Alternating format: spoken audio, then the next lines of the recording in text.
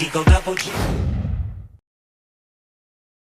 What's up YouTube, this is your friendly neighborhood movie nerd, back to give you guys everything that is going on in the world of movies and TV. And guys, I can officially say now that this is truly the review that we have been waiting for. The question is, however, was it the way in which we all thought it was going to be? And I'm of course talking about the next release from the evil empire that now more than ever has set out to truly own every aspect of our lives. So this is my official spoiler-free review for Star Wars: The Last Jedi. We are the spark that'll light the fire that'll burn the First Order down. Come on! This is not going to go the way you think. Fulfill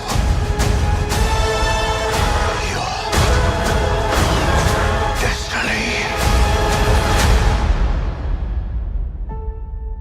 I need someone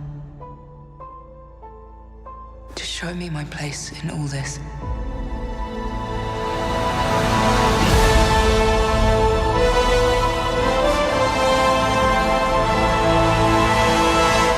And I cannot stress enough that even though I will be talking about what I liked and didn't like about this movie, I promise this will be absolutely 100% spoiler-free. So, Star Wars Episode 8, The Last Jedi is the latest installment in the oldest living film franchise and is this time directed by Rian Johnson, a man who seems to be determined to throw everybody's expectations and thoughts they had of Star Wars completely out the window. And I would say that he is indeed a bold man, as he certainly makes creative choices and decisions in this film that I never in a million years would have dreamed would even be allowed in a big-budget blockbuster commissioned by the evil empire. However, with all of these bold risks and risky decisions, does that make for a truly good movie and installment in the Star Wars saga? Now, what I can say without spoiling anything is that this is certainly, without a doubt, the most different type of Star Wars movie that I've ever seen. Not in the sense that it's not an epic space fantasy, nor in the sense that it doesn't have a lot of moments of fan service, which, unfortunately enough, this movie does. The difference being from The Force Awakens that this seemed to the benefit of the movie rather than just to give something in there for the fans. See, rather than do what everyone was afraid was going to happen and rather do just another rehash of a pre-existing Star Wars idea, Rian Johnson takes a look at a more confined setting, makes it a lot more character-oriented, and plays around with some of the ideas that were set up in Force Awakens, some to the benefit of the fans and others not so much. And I can definitely say, and Rotten Tomatoes has already started to prove this, that this is definitely going to be one of the most divisive movies of the already incredibly divisive year that is 2017. What I absolutely love the most in this movie is the acting, because despite the fact that one of this movie's flaws is there are one too many characters, no one in this movie, at least in my opinion, gives a bad performance.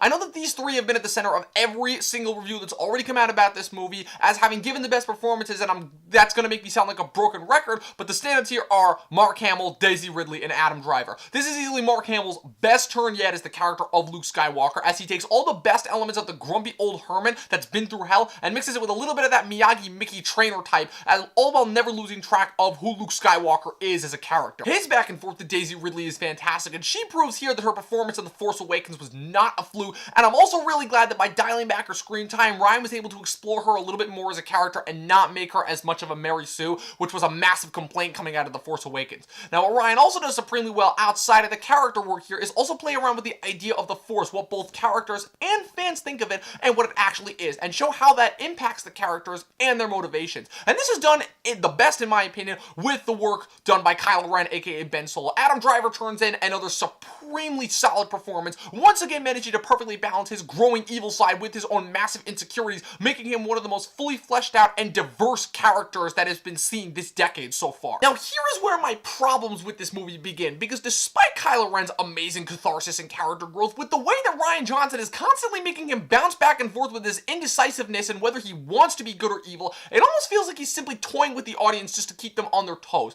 And it kind of sums up my entire problem with this movie and why I like it less than both Force Awakens and Rogue One, which is that Rian sacrifices clear, concise storytelling for subversion. There are times that this movie feels dragged out, bouncing all over the place, and then incredibly rushed. And while there are a lot of awesome moments in between to tie each thing together, as a whole, it feels very messy. While I talked about the fact that no actor in this movie gives a bad performance, the problem is that the storyline that everybody outside of Luke, Rey, and Kylo Ren are given range from simply being there to take up the movie's excessively long runtime to straight up mediocre. Now, the thing about the Finn, Rose, Canto Bight story storyline, and I know once again I'm gonna sound like a broken record here. It's not that I necessarily had a problem with those parts that take place on the actual planet, even though the CG in those scenes looks awful. Rather, it's with how the whole storyline is resolved, because the way it turns out, it makes the entire thing feel like a giant waste of time. And while I do appreciate them giving a lot more screen time to Oscar Isaac's character, Poe Dameron, and Oscar Isaac once again does a fantastic job with all of his scenes, because of the way his character is handled, he simply feels as though he's just there to take up space and tell the audience stuff that they already know. In terms of the other characters, I can literally sum up the rest of them with brief descriptions. Benicio del Toro and Laura Dern are both completely wasted as new additions to the film and the universe. Donald Gleason is actually surprisingly enjoyable to watch, even more so this time around as General Hux. Andy Serkis is great again as Supreme Leader Snoke, despite the fact that the CG work done around him might be some of the weakest I've seen in an Andy Serkis mocap performances, which is really distracting when he's interacting with some of the real people with how fake he looks. Chewbacca, C-3PO, and R2-D2, staples of the saga, are all just there simply because it's Star Wars, and Rian Johnson fulfills everybody's worst fears about Captain Phasma. And as for Carrie Fisher, in her final film appearance as General Leia, she once again does a really great job in the role, but I'm glad that there was no really obvious tearjerker moments about her death that were put in this movie last minute, because knowing that this is her final film role hurts enough as it is. Now, I know a big thing about this movie that a lot of other people were talking about is the humor, and I will say that for me at least, it was hit or miss at moments. I liked it at parts, and I'm glad that Disney didn't step in and make Ryan turn this into a giant joke machine like they have with a lot of their other projects. Overall, this is definitely a movie to see in the theaters, and not just for the fact that it's a Star Wars movie. After having seen the movie twice now, I can definitively say that while this movie certainly does have some of my favorite Star Wars moments in it, that's all it ends up feeling like in the end. A movie with great moments in it rather than a great movie. If Rian Johnson spent just a little bit more time on the story and less time on thinking up ways to screw with fans' expectations, I have a feeling this movie would have been a lot better, but it is still certainly an enjoyable movie to sit through though. I give this movie 7 out of 10 stars. So that's it. That is my review for Star Wars: The Last Jedi. Let me know what you guys thought in the comments below. Also, be sure to click that like button and the subscribe button. Follow me on Twitter at Movie Nerd Review. Also, head on over to my website, movienerdreviews.com. That is it. I will see you guys next time.